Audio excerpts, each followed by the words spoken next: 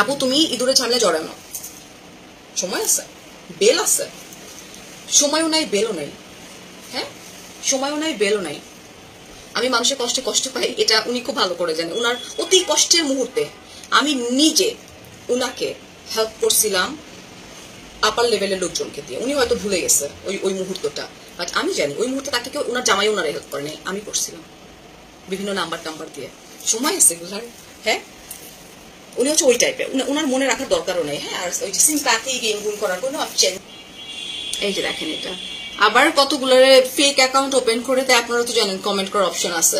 ধরেন কোন একটা যদি, আমি তো স্টেটাস দিই না, যদি কোন একটা স্টেটাস দিই কি করে, ধরেন টাকা দেওয়ার একটা অপশন থাকে দিয়া তারপর বলে যে গিয়ে গালিগালাজ করে এটাই করছে আমার স্টেটাসের মধ্যে, টাকা পয়সা খরচ করে গালিগালাজ করেছে। সো আপু এটা তানিয়া সবাইকে আপনার মতো, তুই তো তোর চেহারা দেখ, সবাই আমি আমার মতো কেন মনে করবো, তুই তোর চেহারা দেখ, ঠিক আছে?